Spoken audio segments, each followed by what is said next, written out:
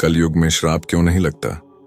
हिंदू धर्म कथाओं में यह देखा होगा कि प्राचीन काल में जब भी किसी को श्राप दिया जाता था तो उसकी जिंदगी बदल जाती थी।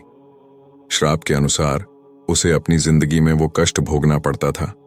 सतयुग में, त्रेता युग में और द्वापर युग में इन्हें श्रापों का असर हुआ करता था।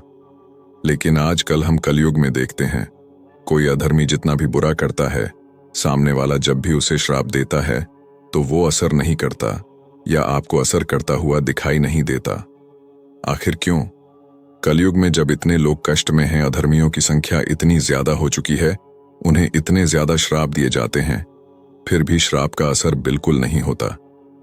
वो अधर्मी उसी तरह से कार्य करते रहते हैं, लोगों को परेशान करते रहते हैं, उन्हें मारते रहते हैं और श्राप उनके बुढ़ापे तक भी असर नहीं करता।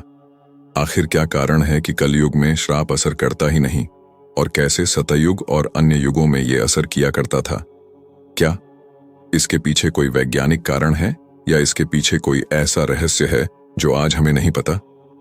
दोस्तों, हिंदू धर्म में 18 महापुराण हैं, जबकि 18 उप पुराण हैं और इन पुराणों में ऐसी कई कथाएं बताई गई हैं जब श्राप का असर दूसरे व्यक्ति को भोगना पड़ा। श्राप तब दिया जाता था जब कोई बुरा इंसान किसी के साथ बहुत ज्यादा बुरा करता था और अंदर से वो आवाज निकलती थी और वो श्राप उसे दिया जाता था। उसे श्राप का असर उस बुरे व्यक्ति पर ऐसा होता था कि कुछ ही क्षण में वो कष्ट भोगना शुरू हो जाता था। कई कथाओं में ऐसा श्राप दिया गया कि तुम एक पत्थर बन जाओ, कि तुम एक जानवर बन जाओ, और कुछ ही क्षणों में वो पत्थर और जानवर भी बन जाया करते थे। लेकिन अगर हम बात करें आज की कलयुग में, कई लोग बहुत ज्यादा कष्ट भोग रहे हैं और बुरे इंसान उन्हें कष्ट देते जा रहे हैं। वो उन्हें श्राप देने की कोशिश तो करते हैं, श्राप देते भी हैं, लेकिन श्राप का असर नहीं होता। आखिर कैसे श्राप असर किया करते थे? तो इसके लिए हमें पुराणों को खंगालना होगा। लगभग सतयुग से ही श्राप का असर तब होता था जब श्राप देने वाला ज्ञानी हो, यानी कि ध्यान से उसने अपने अंदर वो शक्ति जमा कर रखी हो, इसी के साथ उसने कोई भी बुराई ना की हो। सतयुग में इंसान ऐसे ही हुआ करते थे, वो ध्यान लगाया करते थे, अपने शरीर पर पूरा नियंत्रित पा लिया करते थे और ऐसी शक्ति शरीर के अंदर जमा कर लिया करते थे जिसका इस्तेमाल वो अच्छाई के लिए किया करते। ऋषि मुनि इन्हीं शक्तियां का इस्तेमाल लोगों की भलाई के लिए किया करते थे और लोग भी उस समय अच्छे हुआ करते थे।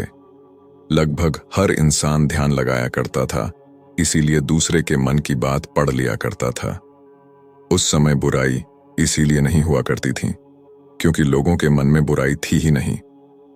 फिर भी कुछ ऐसे मनुष्य थे जो बुराई किया करते थे और जो अच्छे मनुष्य थे जिन्होंने कभी बुराई नहीं की होती थी, वो जब उन्हें श्राप देते थे तो उसे श्राप का असर जरूर होता था। लेकिन हमें पता है, सतयुग में धर्म के चारों स्तंभ पवित्रता, तप, दान या दया और सत्य, ये 4 धर्म के स्तंभ अर्थात 4 चरण मौजूद थे। लेकिन त्रेता युग में धर्म का एक स्तंभ अर्थात सत्य कम हो गया, यानी कि 25% बुराई बढ़ने लगी थी। इस कारण बुरे लोगों की संख्या भी बढ़ती गई। फिर भी 75% लोग अच्छे थे। अच्छे लोग कभी बुरा ही नहीं करते थे और उनके अंदर जो शक्ति थी वो बढ़ती ही रहती थी और जो इंसान धीरे धीरे बुराई के रास्ते पर चलने लगते थे उनके अंदर वो शक्ति कम होने लगती थी। इसीलिए जिस मनुष्य ने पहले ही कुछ बुरा किया हो, वो किसी को श्राप दे दे तो उसका असर नहीं होता था, जबकि वो मनुष्य जो हमेशा अच्छा ही करते थे, ध्यान लगाया करते थे, शक्ति को खुद में रखते थे, उनकी वाणी से निकला हुआ वो श्राप बहुत ज्यादा असर किया करता था और बुरे इंसान को वैसे ही कष्ट भोगने पड़ते थे। फिर भी जो श्राप देता था वो भी सोच समझ कर देता था। ऐसा श्राप नहीं दिया जाता था जिसे बुरा माना जाए, यानी कि वो खुद बुराई नहीं करना चाहते थे, बस कष्ट से बहुत ज्यादा तंग आकर तब वो श्राप दिया करते। जबकि द्वापर युग में 50% तक ही बुराई रह गई और द्वापर युग में धर्म के 2 ही स्तंभ पवित्रता और दान रह गए थे, जबकि 2 स्तंभ खत्म हो गए थे। इस तरह से 50% बुराई आ चुकी थी, जबकि 50% अब भी अच्छाई मौजूद थी। इसी कारण हम कह सकते हैं आधे लोग बुरे थे, आधे अच्छे थे। इस तरह जब बुरे लोग किसी को श्राप देते तो उसका बिल्कुल असर नहीं होता क्योंकि उसकी पहले ही अंदर बुराई होती, और वो अगर किसी और को श्राप दे तो इसका असर नहीं होता था। कलयुग में श्राप क्यों नहीं लगता है? इस समय भी जो अच्छे लोग थे उनके अंदर एक सच्चाई की शक्ति थी।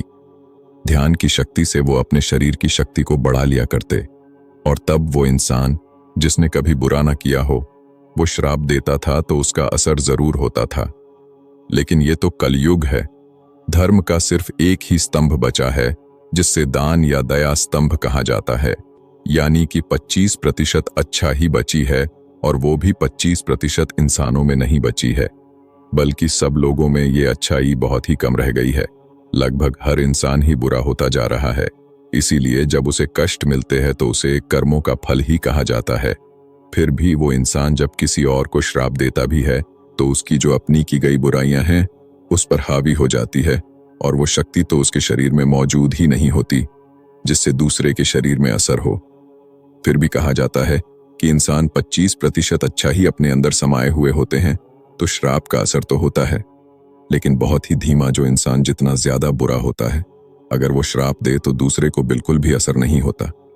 उसे श्राप का असर उस पर ही होता है, या किसी और की श्राप का असर उस पर हो रहा होता है। कलयुग में इतनी ज्यादा बुराई है कि हर कोई व्यक्ति दूसरे के बारे में बुरा ही सोच रहा है। इसलिए हर कोई दूसरे को श्राप देता ही रहता है। हर किसी के जीवन के साथ इतने ज्यादा श्राप जुड़े होते हैं। जब कोई अपने मन से कष्ट को भोगने के बाद श्राप देता है और वो पूरी तरह से अच्छाई को अपना चुका होता है, या आप ऐसा समझ लीजिए, जो व्यक्ति अपने धर्म पर अडिग है, जो सत्य और पवित्रता के साथ जीवन जीता है और दया दान का को विशेष महत्व देता हो, ऐसे व्यक्ति को कष्ट नहीं पहुंचना चाहिए, क्योंकि ईश्वर ऐसे व्यक्ति को प्रार्थना सुनते हैं और उसको फलीभूत करते हैं। शायद इसीलिए कहते हैं कि किसी का दिल नहीं दुखाना चाहिए। बड़े बुजुर्ग कहते हैं कि दुखिया को ना सताइए, ना ते दुखिया देगा रो। दुखिया की जो मुखिया सुने तो तेरी गति क्या हुए।